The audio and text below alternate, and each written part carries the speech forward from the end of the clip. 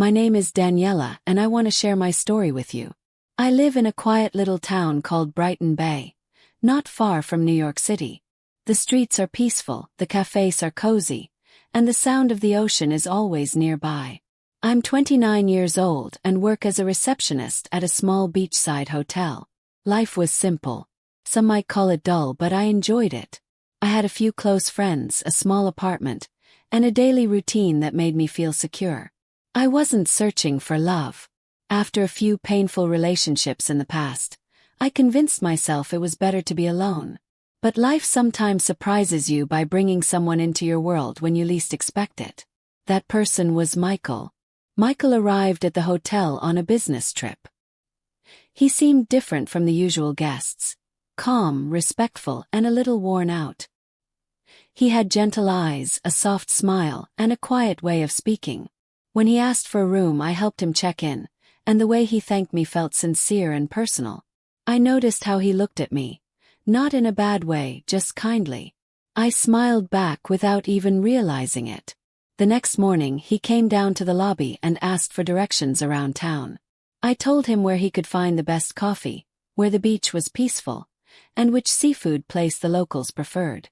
He listened closely, really listened, and I appreciated that. Most people don't. After that, we started talking more. He stayed for 2 weeks. Every evening after finishing his work, he would stop by the lobby and we'd chat. Sometimes we walked along the beach. Other times we sat on a bench near the lighthouse. We talked about life, books, music, and dreams. He shared the stress of his job in the city. I told him about my quiet life here. With him I felt at ease, felt seen. One night we walked near the water.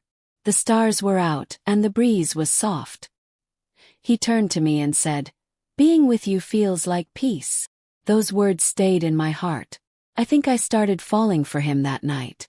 When his 2 weeks were up, he left Brighton Bay, but we kept in touch. He sent me messages every day. We talked on the phone each night. We laughed. We shared stories. And I missed him more than I expected to. A month later he returned. This time he didn't stay at the hotel. He rented a small home near the harbor and invited me to visit. We cooked dinner together. We listened to music and danced in the kitchen. It felt like we had known each other for a long time. It felt fortunate. But then, one evening something shifted. We were sitting on the couch drinking tea, and he looked serious. He took a deep breath and said, "Daniela, I need to tell you something." I looked at him. My heart began to race. "I'm married," he said, staring at the floor. "I have 2 children." Froze. I couldn't speak. My hands turned cold. I looked away. "I didn't mean to hide it," he said. "I never expected to meet someone like you, but my marriage is broken. We live in the same house, but there's no love anymore. I stay only for the children. That's it." His voice was low and sounded full of sadness, but I still couldn't say a word. My thoughts were scattered. I stood up and walked outside.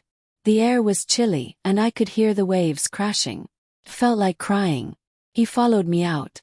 "I understand if you don't want to see me again," he said. I nodded and walked home. That night I couldn't sleep.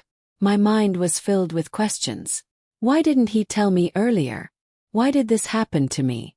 But I also remembered how he looked at me, the way he talked, and how he made me feel safe. Felt torn.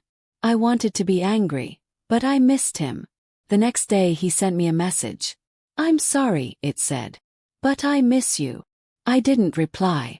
For days I felt lost. I couldn't focus at work. Kept checking my phone. My heart and mind were at war. I told myself to forget him, but I couldn't. A week later I saw him again. We met near the beach. I told him I was hurt and didn't like being kept in the dark. He said he understood. He didn't make excuses. He only said, "I care about you." And I stayed. I know it was wrong. I know people will say I made a terrible choice. I know I became the other woman. But back then I wanted to believe him. I wanted to believe it was only temporary. That maybe someday he'd leave his wife. That maybe he would choose me. So we continued in secret. He visited Brighton Bay once or twice a month. He stayed in that little house. I went there after work. We ate dinner together. Talked. Sometimes we watched old movies or simply sat in silence. It felt real, but also like a dream that could vanish any time. We never went out in public. We never held hands where others could see. No pictures, no dates, no future plans. Just small moments in a quiet house. But in those moments he made me feel special. He listened. He remembered the little things I said. He helped me cook. He made me laugh. He brought me books I had mentioned once. He made me feel loved. Deep down I always knew the truth. I wasn't his first choice. I wasn't part of his real world. I was something extra, something simple without responsibilities. And yet I didn't walk away. Why? 'Cause I loved how he made me feel. 'Cause I believed what he said. Or maybe I was just afraid of being alone. Those quiet nights with him gave me something to hold on to. Even when it hurt, it felt better than having nothing at all. But slowly, something inside me began to shift. I stopped smiling the way I used to. I waited for his messages more than I should have. I shaped my schedule around his visits. I turned down invitations from friends. I stayed home, always hoping he would call. My world became smaller, just him and the silence. Sometimes I stood on the beach and asked myself, is this truly love, or am I simply lost? And I would answer, just wait. Maybe someday everything will change. But the questions didn't go away. They only grew louder in my mind. The weeks passed, and I remained in that quiet space, waiting for Michael. I still loved him, but something within me was beginning to fade. I started to feel tired. Tired not just in my body but in my heart. I was always waiting for a message. Waiting for a visit. Waiting for a love that was only mine for a few hours at a time. Sometimes he came for the weekend. We stayed in that little house near the harbor. We talked, cooked meals and held each other close. But when he left, the house felt cold and empty. I looked around and saw only my belongings. He never left anything behind. No clothes, no photos. No trace that he had ever been there. It was as if he lived two separate lives. And in one of them I didn't exist. I tried to remind myself that love takes time. I believed he truly cared for me. Maybe he did. But he always went back, to his wife, to his children, to the life where I had no place. And I started to ask myself, why do I keep letting this happen? One night after he left, I sat by the window and watched the rain fall. I asked myself, what am I doing with my life? I loved someone who couldn't offer me his whole heart. I was always second. But I had dreams too. Real home. Child. A man who would choose me every single day. Instead, I had empty rooms and silent nights. I began to feel like I deserved something more. But I was afraid. I didn't want to lose him. I didn't want to be alone. Part of me still hoped he would change. That someday he would walk through the door and say, I've left everything behind. I'm here now. Just for me. But that day never came. I spoke to my friend Nina, the only one who knew the truth. I told her how I felt.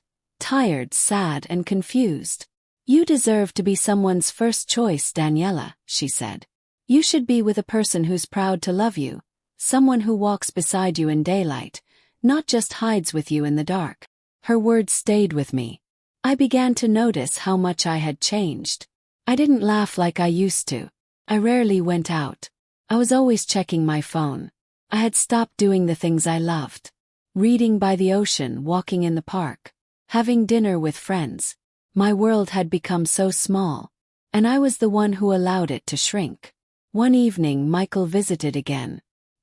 He smiled, brought flowers and kissed my forehead. He acted like everything was fine. But I stayed quiet. What's wrong? He asked. I don't know if I can keep doing this, I said. He looked surprised. Why now? Because I feel like I'm not living my own life, I said softly. I'm living in your shadow. I wait for your visits, your calls, your words. But I'm always waiting. I want more. I need more. He sat down and said nothing for a while. Then he whispered, I love you, Daniela. You know that. Then why won't you choose me? Yes. He looked away. It's not that easy. I have children. A family. And what am I? Asked gently. Just a secret. He didn't respond. That night I cried again. Not because he was cruel. He wasn't. But because I finally saw the truth. He would never leave. Not for me. Not for anyone. After he left, I didn't text him. I didn't call. I needed time to think. Every morning before work, I walked by the beach. I let the wind touch my face. I watched the waves and thought about my life. What did I want? What made me feel alive? Slowly, I remembered the old me. The girl who loved long walks. Coffee with friends. Books by the fireplace. Missed her. I also thought about love. What does real love look like? Not just flowers and soft kisses. But someone who stands beside you proudly in the open. Someone who says, "You're mine," without fear. I didn't have that. Not with Michael. I began writing in a notebook every night. Just my thoughts and feelings. It helped me understand what I truly wanted. And every page I filled made me a little stronger. Michael still sent messages. "I miss you. I'm thinking about you. Can I see you?" But I didn't reply. Not right away. I needed more time. A week later he showed up at my door. I was surprised. But I let him in. "I needed to see you," he said. "You've been quiet." "I've been thinking," I told him. He sat down. "About us?" "Yes," I said. "About everything." We talked for a long time. I told him how I felt about waiting. About being second. About slowly losing myself. "I can't keep doing this," I said. "I love you. Maybe I always will. But I need a real life. I want to be with someone who can give me all of their heart. Not just a piece of it." He looked sad.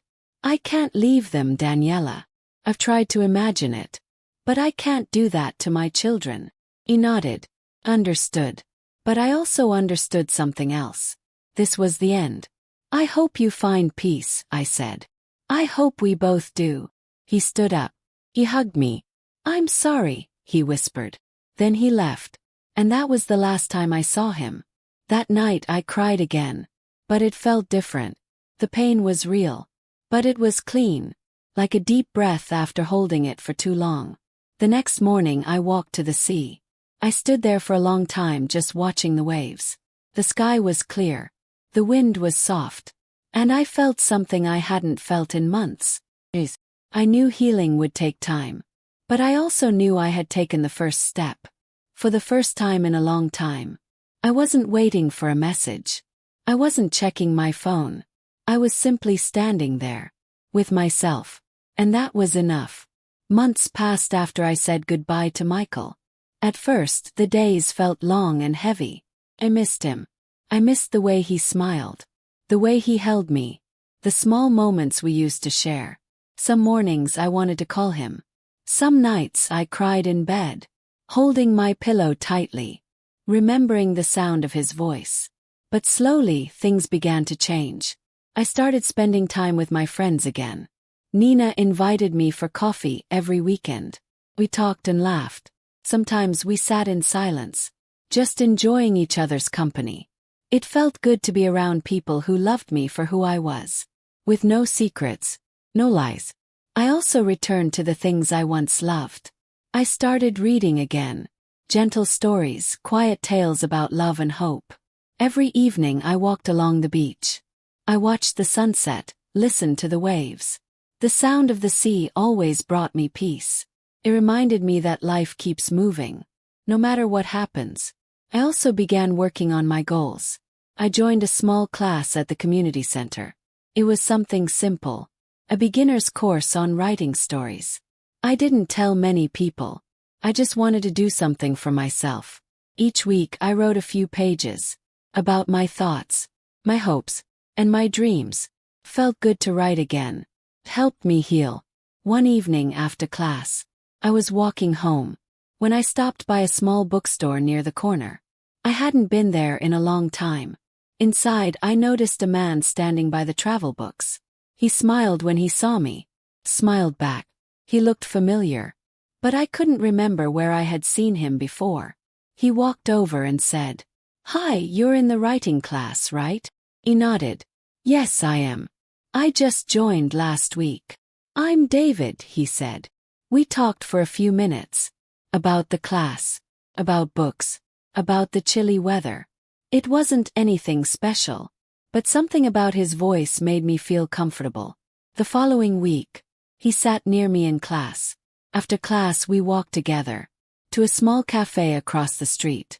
We talked about simple things. Family, work, favorite meals. He was kind.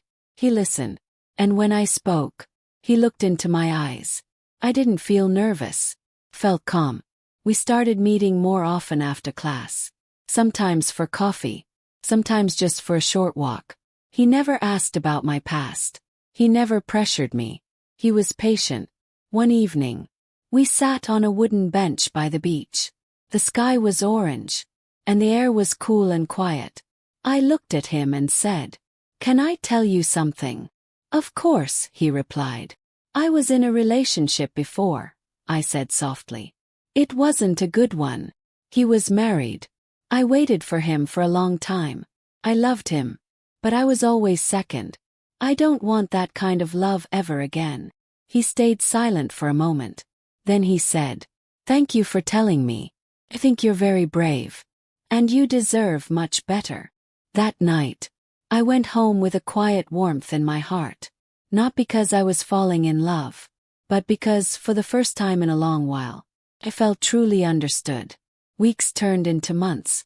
David and I spent more time together. We went for quiet walks, watched old movies, and shared our dreams. He never rushed me. He never asked for more than I could give. I started smiling again. I laughed without that heavy ache in my chest. Felt free. One day I looked in the mirror and saw something I hadn't seen in years. Myself. Not the woman who waited for messages. Not the one who cried alone in bed. But Daniela, strong, kind, and fully alive. David slowly became part of my life. Like sunlight rising gently after a long, cold night. He didn't try to fix me. He just stood by my side. And in his quiet, patient way, he showed me what real love could look like.